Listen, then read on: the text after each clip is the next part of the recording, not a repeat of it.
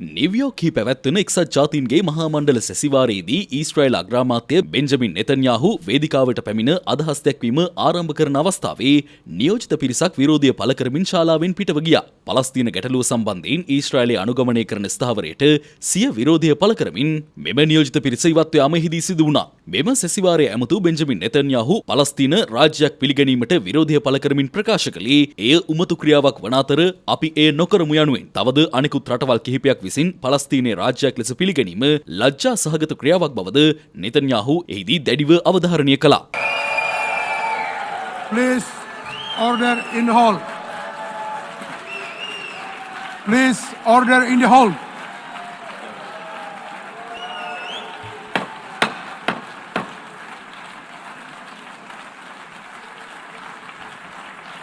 Please order in the hall.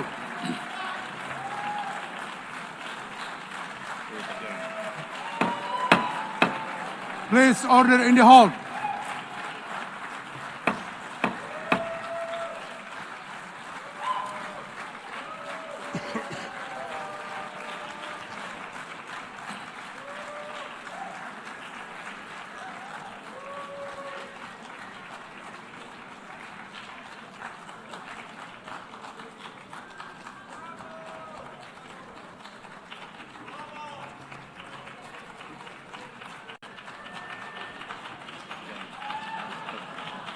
Please order in the hall and please be seated.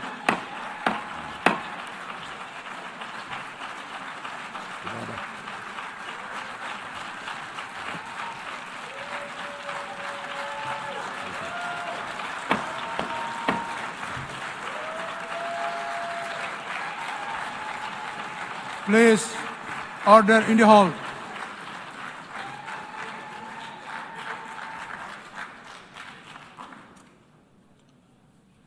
Mr. President, the families of our dear hostages languishing in the dungeons of Gaza, ladies and gentlemen, last year I stood at this podium and I showed this map. It shows the curse of Iran's terror axis. This axis threatened the peace of the entire world. It threatened the stability of our region and the very existence of my country, Israel. Iran was rapidly developing a massive nuclear weapons program and a massive ballistic missile program. These were meant not only to destroy Israel, they were meant also to threaten the United States and blackmail nations everywhere. From Gaza, Yahya Sinwar dispatched waves of Hamas terrorists. They stormed into Israel on October 7th and committed acts of unspeakable savagery. From Lebanon, Hassan Nasrallah had launched thousands of missiles and rockets at our cities, terrorizing our citizens. In Syria, the murderous dictator Assad hosted Iran's forces, tightening a noose of death around our throats. In Yemen, the Houthis launched ballistic missiles at Israel while choking global trade at the mouth of the Red Sea. So what's happened over the past year? We've hammered the Houthis, including yesterday. We crushed the bulk of Hamas's terror machine. We crippled Hezbollah, taking out most of its leaders and much of its weapons arsenal. You remember those beepers, the pagers? We paged Hezbollah. And believe me, they got the message. And thousands of terrorists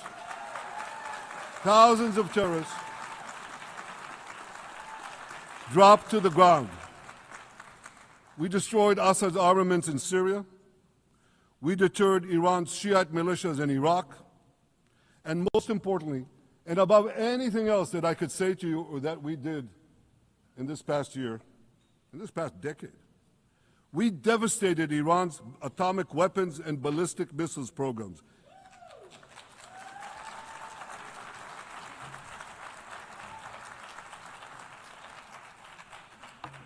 So here's where things stand today. Half the Houthi leadership in Yemen, gone.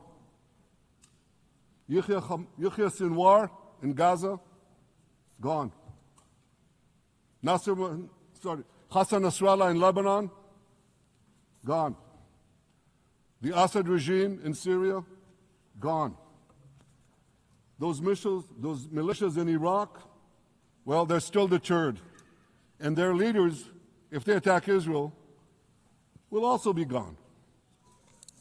And for Iran's top military commanders and its top atomic bomb scientists, well, they're gone too.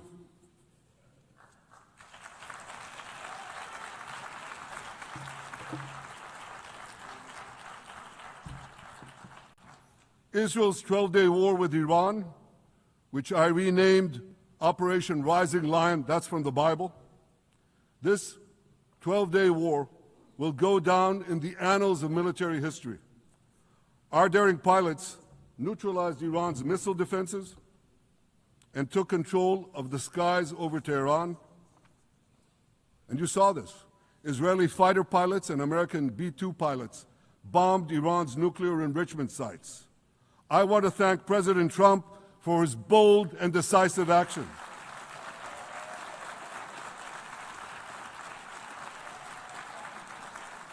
President Trump and I promised to prevent Iran from developing nuclear weapons, and we delivered on that promise.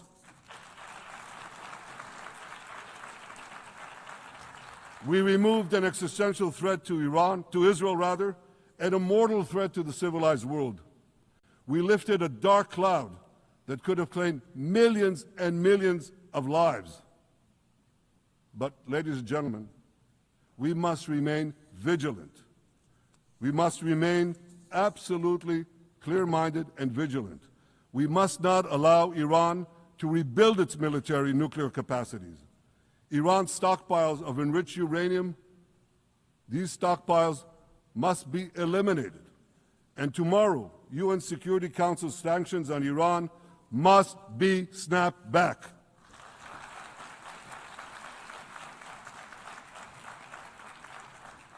Thanks to the resolve of our people, the courage of our soldiers, and the bold decisions we took, Israel rebounded from its darkest day to deliver one of the most stunning military comebacks in history.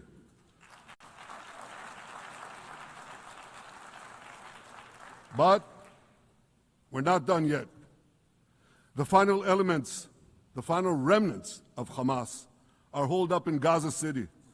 They vow to repeat the atrocities of October 7th again and again and again, no matter how diminished their forces. That is why Israel must finish the job. That is why we want to do so as fast as possible.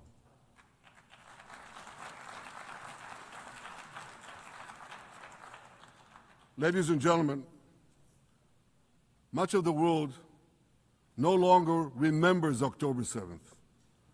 But we remember. Israel remembers October 7th. On that day,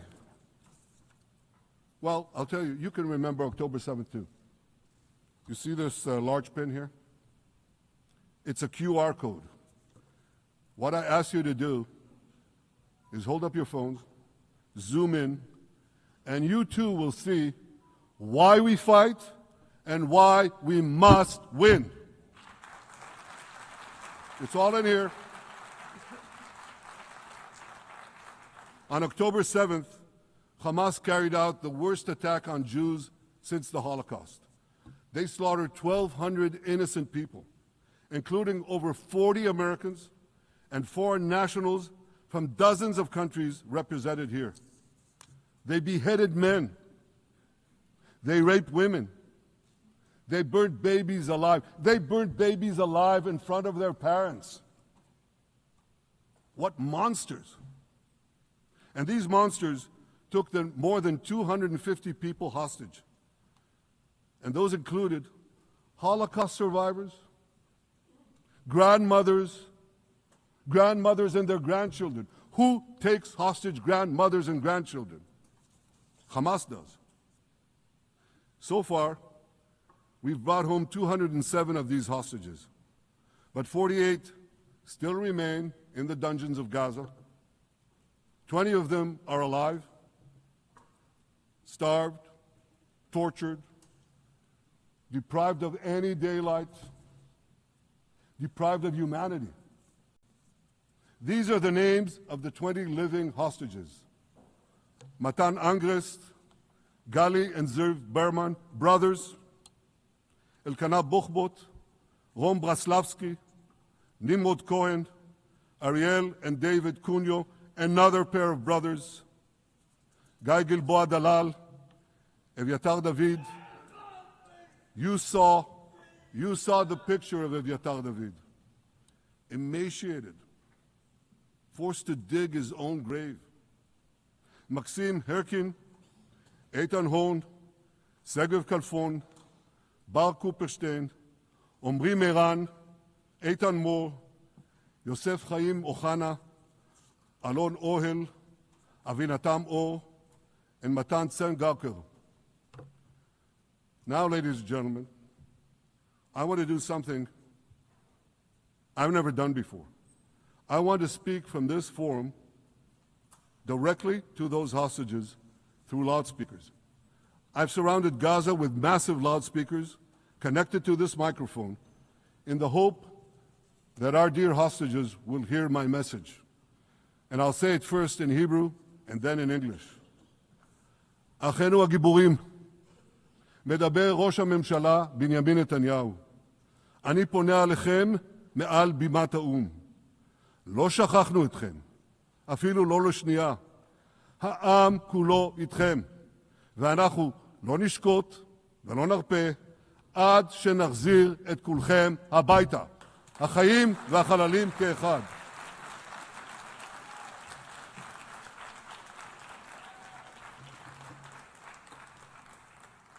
Our brave heroes. This is Prime Minister Netanyahu speaking to you live from the United Nations. We have not forgotten you, not even for a second. The people of Israel are with you. We will not falter and we will not rest until we bring all of you home.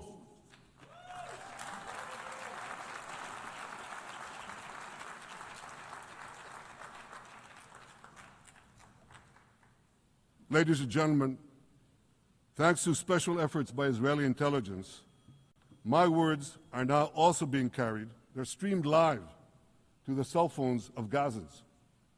So to the remaining Hamas leaders and to the jailers of our hostages, I now say, lay down your arms.